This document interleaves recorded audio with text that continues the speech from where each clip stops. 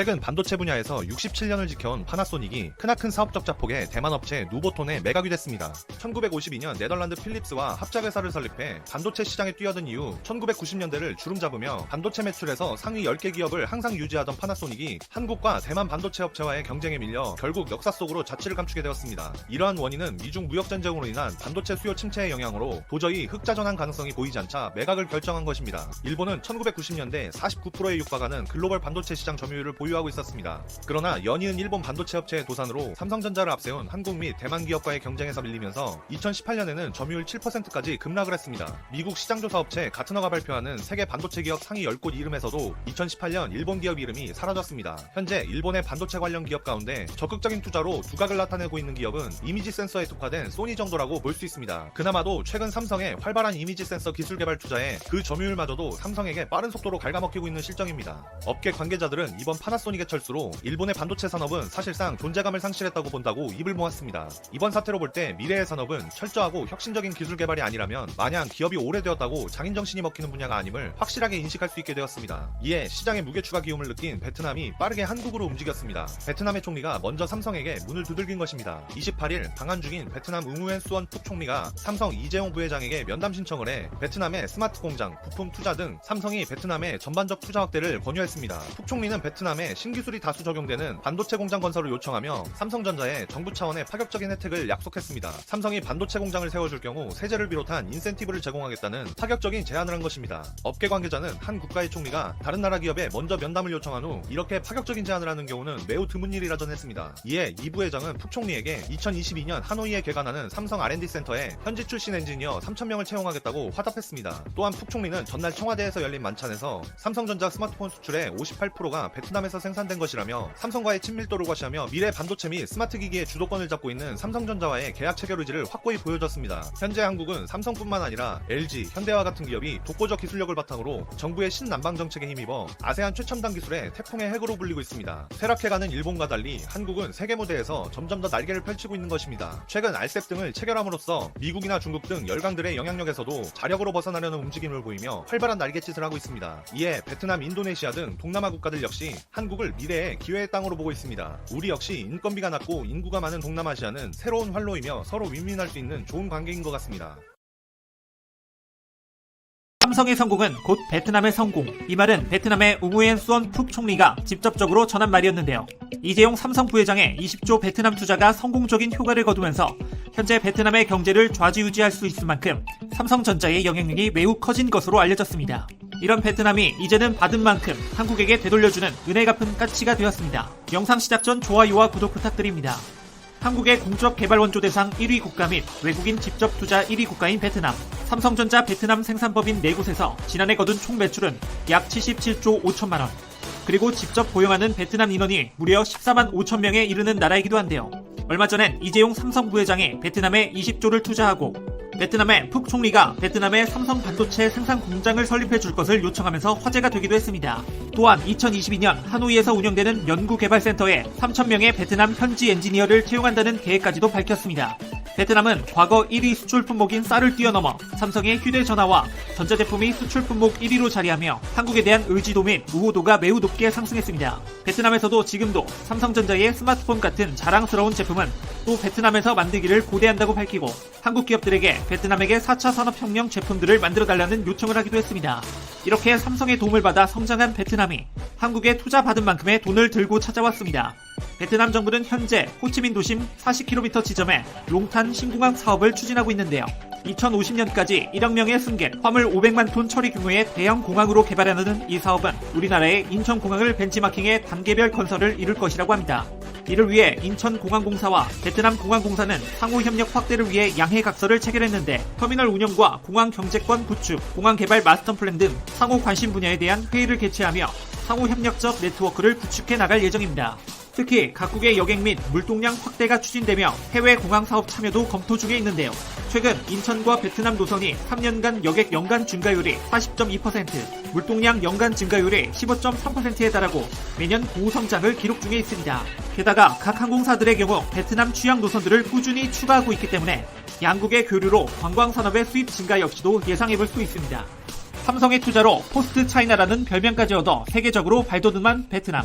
현재도 베트남에서는 삼성전자의 영향력이 매우 강한 것으로 알려져 있는데요. 우리나라의 휴대전화와 전자제품을 통해 받은 국가 성장이라는 은혜를 잊지 않고 가능한 분야마다 한국에게 도움이 되는 쪽으로 되돌려주고 있어 추후에는 든든한 조력자가 되지 않을까 예상해봅니다. 베트남 신공항 사업과 인천공항의 상호 협력 소식 라고 합니다. 저 최 기자는 과연 국내 기업들이 베트남을 필두로 어떤 활약상을 보여주고 있는지 관련된 내용들을 총정리해왔습니다. 영상 시작 전 좋아요와 구독 부탁드립니다. 내년도 GDP 성장 목표를 6.8%라는 수치로 잡을 만큼 매해 경제 성장률이 늘어나고 있는 베트남은 최근 포스트 차이나라는 별명이 붙을 만큼 그 규모가 커졌는데요. 이제는 한국의 3위 수출 대상국이 되고 아세안 교역액의 45%를 차지하게 될 만큼 상호 교류도 늘어나고 있는 상황입니다. 이런 베트남 경제 속에서 특히나 국내 기업인 삼성과 LG가 두각을 나타내며 현지인들에게 사랑을 받고 있다고 하는데요. 지난 2017년 말 신남방 정책을 통해 삼성전자는 베트남에서 16만 명의 인력을 채용하면서 한국보다 많은 직원을 채용해 베트남 현지 경제를 주력으로 이끌었으며 LG 역시도 디스플레이 분야에서 7천여 명의 베트남 직원을 고용하며 현지 진출에 시동을 걸었던 바가 있습니다. 삼성전자는 베트남에서 가전제품과 휴대전화를 생산해 베트남 전체 수출액의 22.7%를 기록했으며 173억 달러를 투자하며 베트남 현지의 최대 규모 투자를 감행해 TV에서부터 생산까지 베트남 기업을 제치고 현지 1위를 차지한 기업이 되었죠. 또한 LG전자는 2028년까지 약 1조 6,800억 원에 달하는 15억 달러를 투자할 예정이라고 밝혔으며 LG전자의 공장이 몰려있는 하이퐁에는 외국인 투자 금액이 증가하는 등의 긍정적인 효과를 불러일으켰습니다. 여담이지만 하이퐁에서는 땡큐 LG, 웰컴 LG라는 말이 많이 들린다고 하네요. 일본이나 중국의 경우에도 우리나라 기업들의 성과를 보고서 베트남으로의 진출을 시도했지만 이미 베트남과의 균형 시장을 이룬 상태였기 때문에 차마 명함도 못 내미는 수준이 되었습니다. 그럴 수 있었던 건 베트남의 성장 가능성을 보고 먼저 베트남에 과감한 지원을 시작한 삼성의 선택이었는데요. 이 선택이 신의 한 수일 만큼 현지 베트남 국민들은 한국이 없으면 안 될 정도로 국내 기업에 많은 의존을 하게 되었습니다. 한국의 투자 금액과 일본의 투자 금액이 약 57억 달러가 나지만 베트남 현지에서의 입지는 하늘과 땅 차이인 것만 봐도 알 수 있습니다. 이미 현지에서도 1, 2위를 다투고 있는 삼성과 LG이지만 베트남의 아시안 게임 4강 신화를 만들어 베트남 국민적 영웅이 된 박항서 감독이 삼성 베트남 법인의 브랜드 홍보대사 그리고 광고 모델로 활동을 하고 있어 가장 높은 선호도의 기업이 되었다고 합니다. 그리고 LG전자의 경우 인터넷 홈페이지 화면을 축구 선수들과 응원단으로 교체하였는데요. 일명 박항서 매직을 통해 OLED TV와 트윈워시 등 베트남 현지의 매출에 긍정적인 영향을 생길 것으로 기대한다고 합니다. 박항서 감독의 4강 신화로 베트남의 일반 소비자들을 넘어 공무원들까지 한국에 매우 호의적으로 변했다고 하니 말 그대로 매직이 아닐까 싶기도 합니다. 글로벌 경제위기 상황에도 매해 늘어나고 있는 베트남의 경제 성장률 그리고 이 틈을 놓치지 않고 매년 투자액을 올려 성과를 보여주고 있는 국내 기업들이 또 어떤 신화와 매직을 만들어 나갈지 주목해봐도 좋을 것 같습니다. 10월 초 삼성전자는 글로벌 스마트폰 물량 재배치 조치에 따라 중국 마지막 스마트폰 생산 기지인 후이저우 공장을 문을 닫으면서 더 이상 메이드 인 차이나, 마데 인 차이나 딱지가 붙은 삼성 스마트폰을 볼 수 없게 되었습니다. 최근 중국, 베트남 언론에서는 삼성 중국 생산 기지 완전 폐쇄, 베트남으로의 전면 이전, 베트남의 총 GDP의 27% 기여라는 논평들을 실었습니다. 1992년 설립되어 작년까지 삼성의 총 스마트폰 생산량의 약 20%를 책임지던 중국 광동성 후이저우 공장이 정식 폐쇄되는 등 삼성은 이런 중국의 생산 거점을 베트남, 인도 등으로 전격 이전 중이라며 2008년부터 지금까지 지난 10년간 삼성의 베트남의 투자액은 173억 달러, 원화로 약 21조 원에 이른다며 베트남 박린성의 1공장과 타이 응웬성의 2, 3공장을 세웠고 삼성 베트남의 최근 2년간 수출액은 베트남 총 수출액의 25%에 달할 정도로 삼성의 역할은 대단하다고 전했습니다. 논평은 지난 2018년 삼성 베트남은 657억 달러 매출액을 기록했는데요. 이 수치는 베트남 총 생산액 GDP 27%에 육박하고 있으며 이외에도 10만 개 이상의 일자리를 창출하는 등 베트남은 삼성 효과를 톡톡히 보고 있다고 전했습니다.